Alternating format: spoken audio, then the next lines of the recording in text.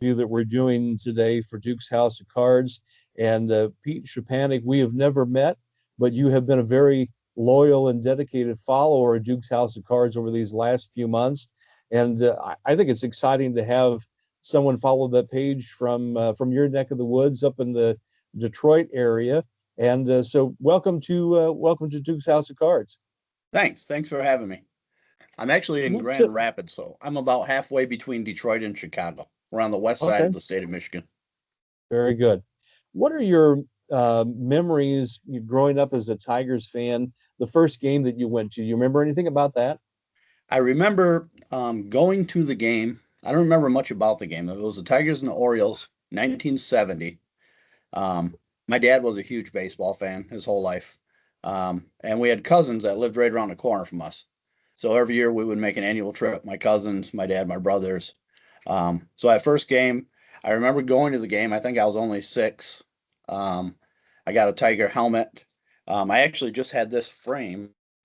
I don't know if you can see that real clear. My dad bought me these two Yeah. buttons that that day, so those were my souvenirs. And that's kind of the I always call them the Adam and Eve of my whole collection. So I've kept them all these years. So Well, you and certainly would then have seen some great players that day. You look at yeah, that Oriole lineup in 1970. Holy cow, there was some fantastic players that Baltimore had that year. yeah, there was and the Tigers were still good at that time, coming off the 68 season. So they were very competitive still. One of the things that I remember, my dad tells the story better than I did. We were sitting down the left field line at Tiger Stadium, and the way the sun came in, the sun was shining on my seat, and I was kind of blinded. So I was kind of complaining. This was during batting practice. So my dad picks me up and he moves me to the other side, and he said, your butt no sooner hit the seat and bam, a ball came right off the side. It was hit by Mark Belanger of the Orioles, and my dad got the ball. Uh, I regret never having the opportunity to see that old Tiger Stadium. I guess at one time it was known as Briggs Stadium way back when. But what an iconic place with such character. What things about that ballpark really stand out in your memories? One of the things I loved was that it was completely enclosed. So when you came up on it from the outside, it looked like a building because you couldn't see a roof on it or anything. And the light towers were massive. They stood up and you could see them from quite a ways away. So you knew you were getting close to the stadium. Um, Completely enclosed. You were so close to the action. The upper deck was so close. Um, the overhang in right field was spectacular. If you were in the first 4 or 5 rows in the overhang, man, it was just great. You had to get, if there was a fly ball to right field, you got up and you looked over the rail and you couldn't see the right fielder. He'd be backed up against the fence underneath you. You had to kind of wait for the crowd reaction to see if it went out or if he caught it. But yeah, You just a talk beautiful ballpark.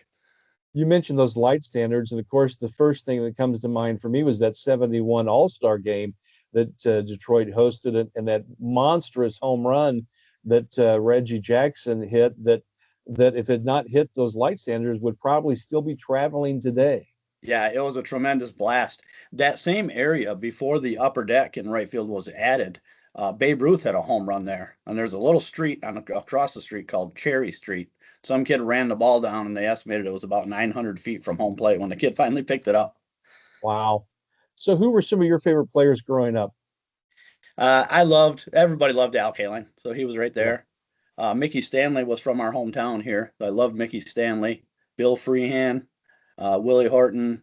Um, we went to bat day one time and I got a Willie Horton bat and I used it playing Little League. So he was always one of the favorites. That's a core that core group um, would played together for such a long time. And you mentioned the '68 World Series. Now here in our area, here in the St. Louis area, we're a little sensitive about that '68 World Series. There was an awful lot of Mickey Lolich Yeah, that series and kept the Cardinals from winning back to back. yeah. That was a great Cardinals team, and they had the 3 games to 1 lead, and Tigers just kept plugging away. They felt they were a team of destiny because they had come from behind all season. And yeah, Mickey Lolich, he outshined Denny McLain, who had won 31 games that year. And then to Right. beat Gibson in game 7, that was just incredible to beat Bob Gibson. I mean, the best pitcher on earth at that time.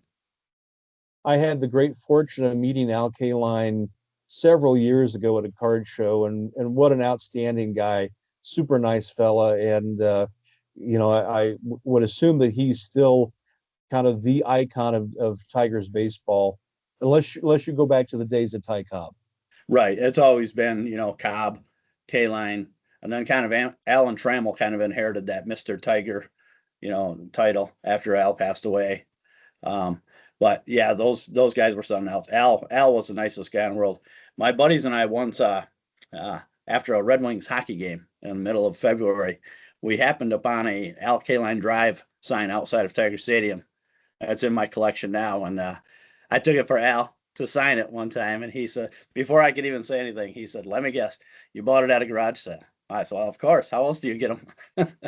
And he said, some guy from the city of Detroit used to come down every year to spring training, and he told Al, "We have to replace about 15 of these a year." So I'm hoping the statute of limitations is passed in case anyone from Detroit's finest sees this video. I don't want you to end up in prison because of this Yeah, yeah. interview. Um, you mentioned two guys, and Bill Freehand and and Lou Whitaker is somebody that you didn't mention, but to me, those guys are definitely borderline, if not possible Hall of Famers. What are your feelings from your perspective? Yeah, Bill Freehand was I think the best catcher of the '60s. I think he's 11-time All-Star. Didn't hit for a high average, but back in those days, the catchers were more defensive players Mm-hmm. and handling pitching staffs. And it seemed like right at the end of Bill's career, along came Johnny Bench and Carlton Fisk and Thurman Munson hitting all kinds of homers and stuff. And I think it kind of changed the view of the voters of how a catcher should be. So I think Bill's offensive stats, while they were good, I just don't think they measured up to those guys. And I think he was kind of being compared to those guys. So, but Mm-hmm. I Mm-hmm. definitely think Bill Freehand deserves to be in the Hall of Fame. How about Sweet Lou Whitaker? Sweet Lou Whitaker, the same thing. You put his numbers up against any other second baseman. Maybe Morgan had a few more home runs or Sandberg, but he's in the top five of every category, and he was so Yeah, I smooth in the field. I don't see how you can have Trammell and not Whitaker. To me, those two are so inseparable that they Yeah, belong in the Hall of Fame together. yeah, I agree. One of the things I've looked forward to the most about our visit is going back 50 years ago to 1976. What an incredible season. It's the bicentennial year. I've talked about this a little bit in some videos in the past, but you are the man to share the memories. And I can't wait to hear what your thoughts and memories are of the bird, Mark Fidrich. So that bicentennial season started off with it was also the centennial of the National League. Hmm? So as the season started, you remember all of the National League teams wore these uh, pillbox hats. Pillbox, yep, Yeah, pillbox hats. the uh, the Pirates continued to wear them for several years, but most of the teams I think were out of them by the All-Star break. A few of them wore them in the All-Star game, and I believe it was your Cardinals that actually painted the stripes on their helmets also to make the helmets Yeah, look like a pillbox. that's I don't know correct. if all the Hmm. teams did that or not. So that was exciting. That was fun. We were just getting ready to get cable TV in our area, but my sister lived where they did have cable, and the Cubs and the White Sox were on all the time. So I started going to her house to watch the Cubs so that I could see all the National League teams that I never got to see. And Hmm. it was just a blast. And then, as we got closer, as the summer progressed, we went into the All Star game in Philadelphia, of course. Love them. So they had separate pennants for the National League and the American League. I believe they moved the Liberty Bell into Veterans Stadium for that season. And at one time, Greg Luzinski hit a ball that clanged off of the Liberty Bell. And I then, don't of think course, I don't think there was a spot in America that the bull Luzinski couldn't hit a home run. he was a big gunner, that's for sure. And then, of course, the season ended up with the Reds just Hmm. dominant the big red machine. They swept the Phillies, they swept the Yankees. They were just an incredible team. Rose, Bench, Morgan, all the rest of them. Love those So pennants. along They're great. Yeah, thank you. So along that time, early April, we didn't get a lot. We didn't have the social media coverage like we do now. So we didn't really know what to expect of the Tigers coming out of spring training. So we knew nothing about Mark Fidrich. Um, he was a reliever at first. He came in and relieved the first couple of games. He got a spot start against the Indians in middle of May, and I remember my dad and I were in the car. We were out on a Saturday running errands. And I'm not even sure if the game was on TV or not. We were in the car. But Ernie Harwell, the legendary announcer, he was just going on, and Paul Carey, the color man, they were laughing. And they're saying he's down on his knees grooming the mound, and he's talking to the ball, and he'd throw balls back and forth to the umpire. And as soon as somebody made a play, he'd run over and shake the guy's hand. He was the first player out of the dugout to start the inning, and the first guy in the dugout after the inning. He just sprinted everywhere. He was just a blast. And that was just the beginning. So we couldn't wait. I couldn't wait for the next day, the Sunday paper, to find out something about this guy. And the paper was just going crazy. The guy was all over the place, just running wild. So I think he got one more spot start, and he lost. So he was 1-1 to start, and then he got no decision the two relief appearances. And then I think it might have been on Memorial Day or right around Memorial Day, they finally put him in the rotation. And his first game after that was like a 11 inning complete game victory at Milwaukee. And then that's when it kind of started to pick up. People started to take notice. And so anytime the Tigers were on TV, which wasn't very often, maybe once a week, you would just hope that Fidrych would pitch. And then, he continued to win. I think he reeled off like 6 straight complete game victories, 8 in a row total, but 6 complete games. And that's when the crowds really started to come out. They were drawing 25, 30,000 on the road and easily 45 to 50,000 at home. And then, of course, that Monday night game when he shot down the Yankees was just incredible. And then Bird Fever took over after that. And it was everybody, black, white, Hispanic, old people, young people, hippies, truck drivers. It didn't matter. Everybody was a Bird fan. Everybody had a Bird T-shirt or something, a bumper sticker, and he was just crazy. And that's when the national media really started picking up on him. Yeah, I've talked about that in a couple of videos before, and younger viewers of this video will just not understand what exposure on Monday Night Baseball on ABC meant. People had maybe heard about this guy a little bit, maybe read something in their local paper, but that truly was his coming out to an entire country to see what the mania was all about. And that really was the biggest turning point. And it's, today it's hard to even describe how huge that was and how much it was the talk of the country the next day. It was just crazy. I mean, he was throwing complete games. He had his own personal catcher, Bruce Kim. The Tigers, Bill Friano was at the end of his career, so they had like 3 catchers splitting the season. But Bruce Kim always caught for Mark Fidrych. It was just another one of those quirks with him out there. And the Tigers had been bad. 72, they had that little run in the playoffs. That was the leftovers from the 68 team. And then they pretty much dismantled it, other than I think Stanley, Freehan, and Horton were still on the team. But they weren't a very good team. So 73, 74, 75 were not good years. And 76 wasn't shaping up to be a good year. But that all changed with Fidrych. Nobody cared. Nobody cared where they stood in the standings as long as Fidrych kept going. Were you able to see him in person pitch that season? I never got to see him in person. We went to 3 or 4 games that year, and we just never got around. It wasn't his spot in the rotation. But I know other teams, they were calling the Tigers and seeing, what the rotation was, if they could set up for a Fidrych, showing in their ballpark. We went to later in the season in August. It was full-blown madness by this time. And a friend of my dad's had cable TV. They were playing the White Sox.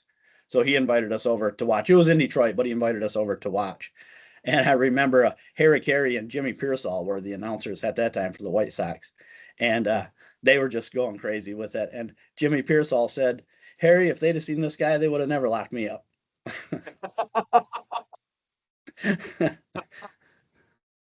Yeah, I'm sure Pearsall did love Fidrych's routine, as wacky as Pearsall was. Well, Pete, I want to wrap up by talking about collecting. In the background, we can see your amazing collection. And when did you first start collecting baseball cards? And what are your memories of was there a particular place you would buy them from, or your go-to place as a kid? Yeah, there was a couple of those stores. I worked part-time at a little market, just filling the pop cooler and stuff. And usually I'd only make a couple dollars, and I'd spend it all right there on baseball cards. That had to be 70, 74, 75. I think 73 was the first year I really went hard on buying cards. Like every time we went to the store, I'd get a pack at least.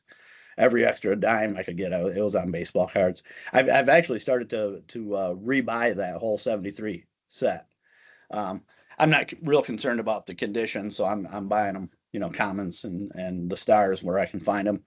Um, but I had a ton of baseball cards, and then sometime in my early 20s, I started cherry picking all my cards and selling them at card shows, and I started buying more memorabilia than Mhm. cards. And that's where I'm at now. I'm more into the memorabilia than cards, but I was always getting in trouble at home for leaving stacks of baseball cards on the coffee table or on the dining room table. And yeah.